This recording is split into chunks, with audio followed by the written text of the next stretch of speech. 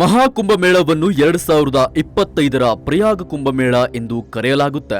ಇದು ಕುಂಭಮೇಳದ ನಿರಂತರ ಪುನರಾವರ್ತನೆಯಾಗಿದೆ. ಇದು ವಿಶ್ವದ ಅತಿದೊಡ್ಡ ಧಾರ್ಮಿಕ ಸಭೆಯಾಗಿದ್ದು 2025ರ ಜನವರಿ 13ರಿಂದ ಫೆಬ್ರವರಿ 26ರವರೆಗೆ ಭಾರತದ ಉತ್ತರ ಪ್ರದೇಶದ ಪ್ರಯಾಗರಾಜ್ನಲ್ಲಿರುವ ತ್ರಿವೇಣಿ ಸಂಗಮದಲ್ಲಿ ನಡೆಯುತ್ತಿದೆ. ಈ ಘಟನೆಯು 12 ಕುಂಭಮೇಳದ ಚಕ್ರವನ್ನು ಪೂರ್ಣಗೊಳಿಸುವುದನ್ನು ಸೂಚಿಸುತ್ತದೆ ಮತ್ತು ಇದನ್ನು ಅಧಿಕೃತವಾಗಿ ಮಹಾಕುಂಭಮೇಳ ಎಂದು ಕರೆಯಲಾಗುತ್ತೆ. ಇದು 45 ದಿನಗಳವರೆಗೆ ನಡೆಯಲಿದೆ. ಕುಂಭಮೇಳ ಐತಿಹಾಸಿಕವಾಗಿ ನಡೆದುಕೊಂಡು ಬಂದಿದೆ. ಆದಾಗ್ಯೂ ಖಗೋಳಶಾಸ್ತ್ರದ ಲೆಕ್ಕಾಚಾರಗಳ ಪ್ರಕಾರ 2025ರ ಮಹಾಕುಂಭಮೇಳವು ತನ್ನದೇ ಆದ ವಿಶಿಷ್ಟತೆಯನ್ನು ಹೊಂದಿದೆ.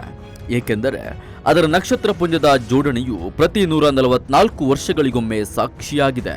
ಹೀಗಾಗಿ ಕಳೆದ 144 ವರ್ಷಗಳಲ್ಲಿ ನಡೆದ ಎಲ್ಲಾ ಕುಂಭಗಳಲ್ಲಿ ಅತ್ಯಂತ ಮಂಗಳಕರವಾದದ್ದು 2025ರ ಕುಂಭವಂತೆ.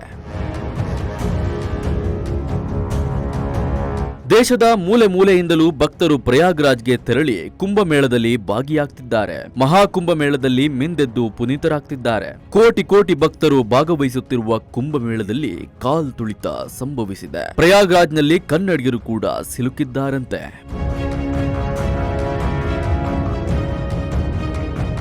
ಉತ್ತರ ಪ್ರದೇಶದ ಪ್ರಯಾಗ್ರಾಜ್ನಲ್ಲಿ ನಡೆಯುತ್ತಿರುವ ಮಹಾಕುಂಭಮೇಳದಲ್ಲಿ ಸಂಭವಿಸಿದ ಕಾಲ್ತುಳಿತದಿಂದಾಗಿ ಕನ್ನಡಿಗರು ಕೂಡ ಕಣ್ಣೀರು ಹಾಕುವಂತಾಗಿದೆ. ಪುಣ್ಯ ಸ್ನಾನಕ್ಕೆ ಅಂತ ಹೋದವರ ಪಾಡು ಹೇಳತೀರದಾಗಿದೆ. ಬೆಳಗಾವಿಯಿಂದ ಖಾಸಗಿ ಬಸ್ನಲ್ಲಿ 30 ಜನರ ತಂಡ ಪ್ರಯಾಗ್ರಾಜ್ಗೆ ಹೋಗಿತ್ತು. ಈ ಪೈಕಿ ಕಾಲ್ತುಳಿತದ ಬಳಿಕ 5 ನಾಪತ್ತೆ ಆಗಿದ್ದಾರೆ. ಬೆಳಿಗ್ಗೆಯಿಂದಲೂ ಸಂಪರ್ಕಕ್ಕೆ ಸಿಗದ ಕಾರಣ ಸಂಬಂಧಿಕರಲ್ಲಿ ಆತಂಕ ಮನೆ ಮಾಡಿದೆ.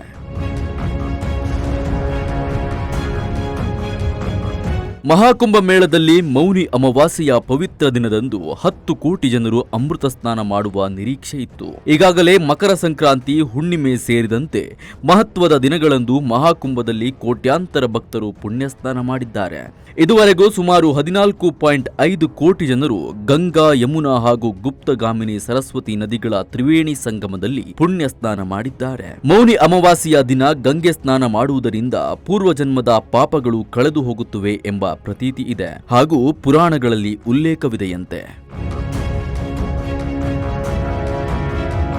ಮೌನಿ ಅಮಾವಾಸ್ಯೆಯಂದು ತ್ರಿವೇಣಿ ಸಂಗಮದಲ್ಲಿ ಅಮೃತ ಸ್ನಾನ ಕೈಗೊಳ್ಳಲು ದೇಶ ವಿದೇಶಗಳಿಂದ ಕೋಟ್ಯಾಂತರ ಭಕ್ತರು ಪ್ರಯಾಗ್ರಾಜ್ನತ್ತ ಹರಿದು ಬಂದಿದ್ದಾರೆ. ಮಹಾಕುಂಭ ನಗರದ ತ್ರಿವೇಣಿ ಮಾರ್ಗ, ಕಾಳಿ ಮಾರ್ಗ ಸೇರಿದಂತೆ ಸಂಗಮದ ಬಹುತೇಕ ರಸ್ತೆಗಳು ಭಕ್ತರಿಂದ ತುಂಬಿವೆ. ಯಾತ್ರಿಕರ ಸುಗಮ ಸಂಚಾರಕ್ಕೆ ರೈಲ್ವೆ ಇಲಾಖೆ ಹೆಚ್ಚುವರಿ ರೈಲುಗಳನ್ನು ಓಡಿಸುತ್ತಿದೆ. ದಿನನಿತ್ಯ ಸಂಚರಿಸುವ ರೈಲುಗಳ ಜೊತೆಗೆ ಕುಂಭಮೇಳಕ್ಕಾಗಿಯೇ 60 ವಿಶೇಷ ರೈಲುಗಳು ಸಂಚರಿಸುತ್ತಿವೆ. ಬುಧವಾರ ಪುಣ್ಯಸ್ನಾನ ಕಾರ್ಯಕ್ರಮಕ್ಕಾಗಿ ತೆರಳಲು ಭಕ್ತರಿಗೆ 190 ಹೆಚ್ಚುವರಿ ರೈಲುಗಳ ಸೇವೆ ಒದಗಿಸಲಾಗಿತ್ತು.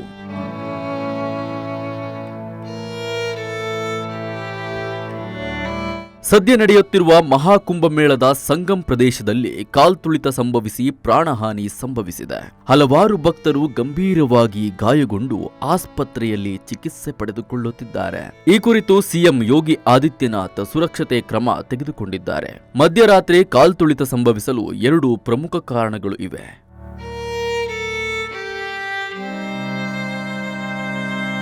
ಒಂದನೆಯದು, ಸಂಗಮ್ ಪ್ರದೇಶದಲ್ಲಿ ಅಮೃತ ಸ್ನಾನ ಮಾಡಲು ಇರುವ ಹೆಚ್ಚಿನ ಪ್ಯಾಂಟೂನ್ ಸೇತುವೆಗಳನ್ನು ಮುಚ್ಚಲಾಗಿತ್ತು. ಇದರಿಂದ ಸಂಗಮದಲ್ಲಿ ಕೋಟಿಗಟ್ಟಲೆ ಜನ ಸೇರತೊಡಗಿದರು. ಕ್ಷಣದಿಂದ ಕ್ಷಣಕ್ಕೆ ಭಕ್ತರ ದಟ್ಟಣೆ ನಿರಂತರವಾಗಿ ಹೆಚ್ಚಾಗುತ್ತಲೇ ಹೋಯಿತು. ಹಲವು ಭಕ್ತರು ಬ್ಯಾರಿಕೇಡ್ಗಳಲ್ಲಿ ಸಿಲುಕಿಕೊಂಡಿದ್ದರು. ಇದನ್ನು ನೋಡಿದ ಕೆಲ ಜನರು ಕಾಲ್ತುಳಿತ ಸಂಭವಿಸಿದೆ ಎಂದು ಮಾತನಾಡಿಕೊಳ್ಳಲು ಶುರು ಮಾಡಿದ್ದರಿಂದ ವದಂತಿ ಎಲ್ಲೆಡೆ ಹಬ್ಬಿತ್ತು.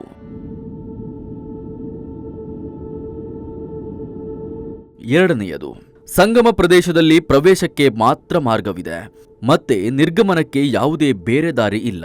ಸ್ನಾನ ಮಾಡಿದವರು ಅದೇ ಪ್ರವೇಶ ಪಡೆದ ದಾರಿಯಲ್ಲಿ ವಾಪಸ್ ಆಗಬೇಕು. ಹೀಗಾಗಿ ಜನ ಏಕಾಏಕಿ ಏರಿಕೆ ಆಗಿ ದಟ್ಟಣೆ ಹೆಚ್ಚಾಗಿತ್ತು. ಇದೇ ಸಮಯಕ್ಕೆ ಕಾಲ್ತುಳಿತ ಸಂಭವಿಸಿದ್ದರಿಂದ ಜನರಿಗೆ ಬೇರೆ ಕಡೆ ಹೋಗಲು ಅವಕಾಶ ಸಿಗಲಿಲ್ಲ. ಒಬ್ಬರ ಮೇಲೊಬ್ಬರು ಬೀಳುತ್ತಿದ್ದರಿಂದ ಅವಘಡ ಸಂಭವಿಸಿದೆ ಎನ್ನಲಾಗಿದೆ.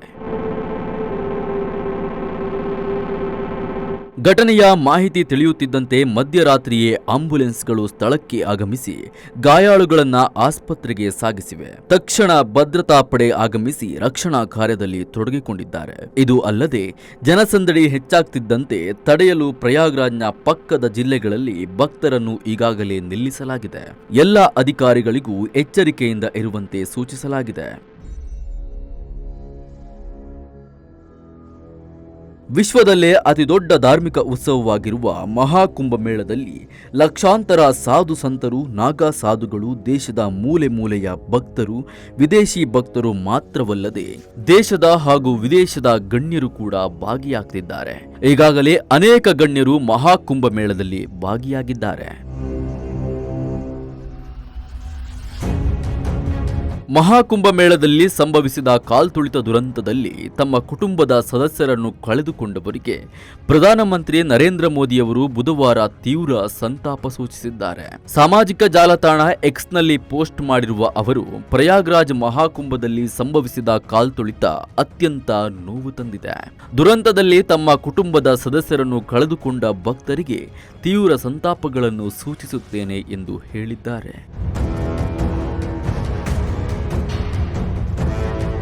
ಎಲ್ಲಾ ಗಾಯಾಳುಗಳು ಶೀಘ್ರ ಗುಣಮುಖರಾಗಲಿ ಎಂದು ಸ್ಥಳೀಯ ಆಡಳಿತವು ಸಂತ್ರಸ್ತರಿಗೆ ಸಾಧ್ಯವಿರುವ ಎಲ್ಲಾ ನೆರವನ್ನ ಒದಗಿಸುತ್ತಿದೆ. ಈ ನಿಟ್ಟಿನಲ್ಲಿ ಮುಖ್ಯಮಂತ್ರಿ ಯೋಗಿ ಆದಿತ್ಯನಾಥ್ ಅವರೊಂದಿಗೂ ಮಾತನಾಡಿದ್ದೇನೆ. ರಾಜ್ಯ ಸರ್ಕಾರದೊಂದಿಗೆ ನಿರಂತರ ಸಂಪರ್ಕದಲ್ಲಿದ್ದೇನೆಂದು ತಿಳಿಸಿದ್ದಾರೆ. ರಾಷ್ಟ್ರಪತಿ ದ್ರೌಪದಿ ಮುರ್ಮು ಅವರು ಪೋಸ್ಟ್ ಮಾಡಿ, ಪ್ರಯಾಗ್ರಾಜ್ ಮಹಾಕುಂಭದಲ್ಲಿ ಕಾಲ್ತುಳಿತದ ಘಟನೆಯಿಂದ ಅತ್ಯಂತ ನೋವಾಗಿದೆ. ತಮ್ಮ ಕುಟುಂಬಸ್ಥರನ್ನು ಕಳೆದುಕೊಂಡ ಭಕ್ತರಿಗೆ ಸಂತಾಪ ಸೂಚಿಸುತ್ತೇನೆ. ತಮ್ಮ ಕುಟುಂಬಸ್ಥರನ್ನು ಕಳೆದುಕೊಂಡ ಭಕ್ತರಿಗೆ ಧೈರ್ಯ ಹೇಳುತ್ತೇನೆ. ಗಾಯಗೊಂಡವರು ಶೀಘ್ರಗತಿಯಲ್ಲಿ ಗುಣಮುಖರಾಗಲಿ ಎಂದು ದೇವರಲ್ಲಿ ಪ್ರಾರ್ಥಿಸುತ್ತೇನೆಂದು ಹೇಳಿದ್ದಾರೆ.